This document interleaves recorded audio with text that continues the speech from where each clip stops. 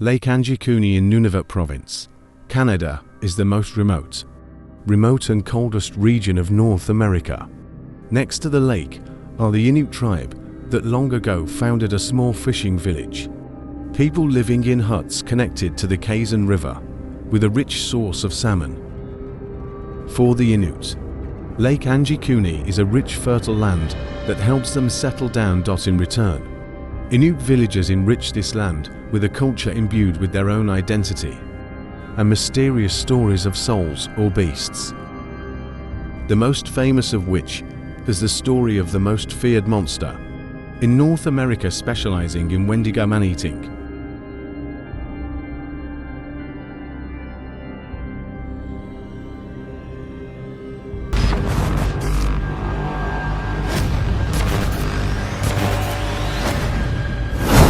The night terrified.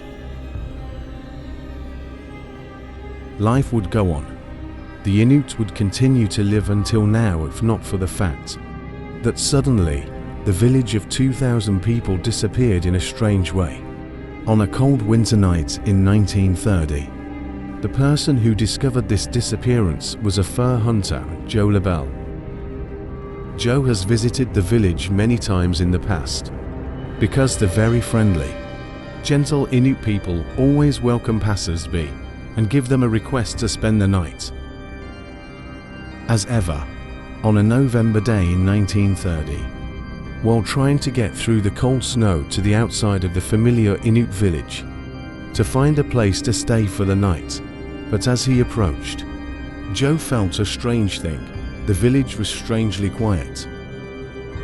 There were no barking dogs, children playing and adults laughing and talking happily. Entering the first house, Joe did not meet anyone. The same goes for the next house, 2 houses, 3 houses and 5 houses. There are no people. Terrified, he ran like crazy among the houses, his mouth constantly shouting people's names. But Joe's response was just a hopeless, cold sound. All 2,000 people in the village evaporated without anyone from humans to animals. When he calmed down, Joe discovered that, in a house, the wood was still burning in the fireplace, the soup pot hanging next to it was still boiling, and on the chair outside the living room, 2 shirts were sewn, the needle was still stuck into the shirt. Entering the warehouse, he found his clothes and dry food intact. Joe was sure this was not an evacuation.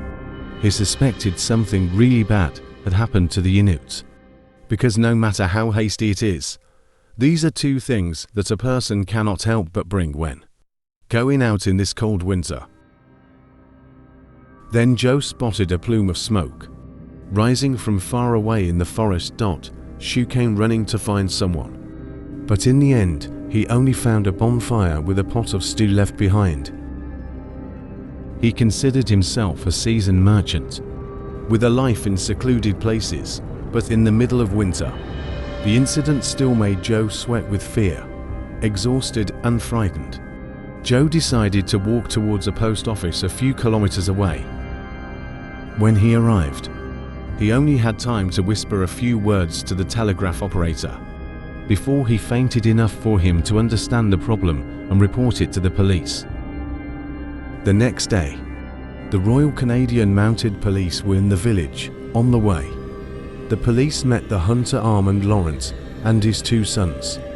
They asked Laurent if he had noticed anything unusual happening in the area recently. Laurent said, a few days ago he saw a strange object glistening in the sky. As Laurent described it, the object was floating in mid-air, capable of changing shape, and it was facing Lake Anjikuni. A new discovery was made by the Royal Police. At the cemetery at the bottom of the village, they found empty graves with no dead bodies. While trespassing on the deceased's resting place is taboo for the Inuit, the Royal Canadian Mounted Police do not believe this was caused by animals because the ground was frozen solid, and the exhumation required tools. The police continued to conduct more thorough investigations, expanding the search for the missing villagers. But after all the investigation, only made this mystery more mysterious. The only thing the police discovered was a pack of dogs that had been starved and died several dozen meters deep in the snow outside the village. However, strangely near the dogs was a tent full of food.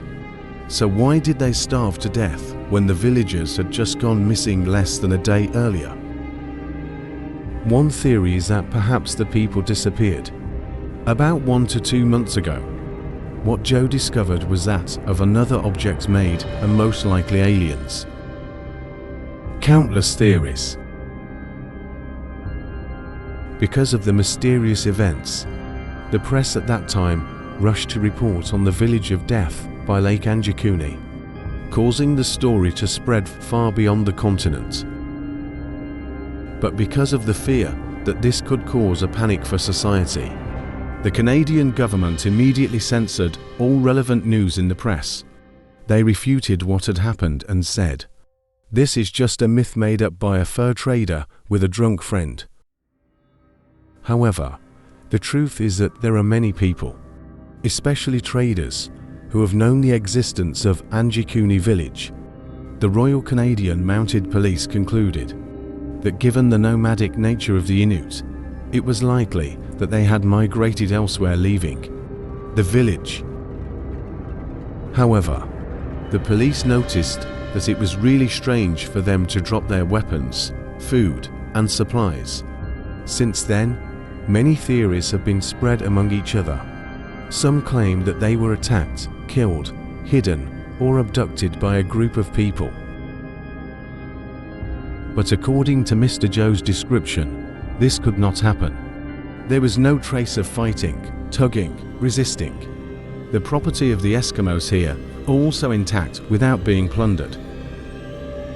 Many people who believe in supernatural forces say that it was the wooden Wendigo that caused the incident, or the Inuit god of the sky to Orngarsik who took them away. Others said that the aliens had come down here and kidnapped the villagers. Some witnesses claim to have seen a strange light appear on the surface of Anjikuni Lake at the time of the villagers' disappearance. Therefore, they think that it is very likely that the Inuit here were taken away by aliens who landed in UFOs. There was even an opinion that the culprit of the above event was a vampire. But it's all conjecture, based on no evidence. What was learned at the scene disproved the theories. It was even rumored that perhaps the villagers had contracted some disease, and that they had asked each other to go to a nearby river to jump into the river to commit suicide. They don't need to bring anything to the afterlife, so everything at home is intact. This theory may seem reasonable at first, but what about the cattle? Even if they died with them, why didn't the whole herd follow them to the river without leaving a trace? What disaster had befallen the people of the village? The researchers came up with many theories, the culprits including aliens and even vampires. To this day, no clues or traces of the ancient Inuit people have been discovered, and the land by the Anjikuni Lake remains a haunting unknown for nearly a century. Anjikuni's dead village remained a mystery. As time went on, factual and fictional information was so mixed that people were no longer able to distinguish between what was real and what was fabricated. The researchers seem to have lost their hands because what happened a long time ago and the traces of evidence are no longer stored. The only witness, the fur trader Joe LaBelle, had long since died. The story of the village that disappeared by Lake Anjikuni is now a legend, told at special outdoor camps under the starry night sky in the pristine forests of northern Canada.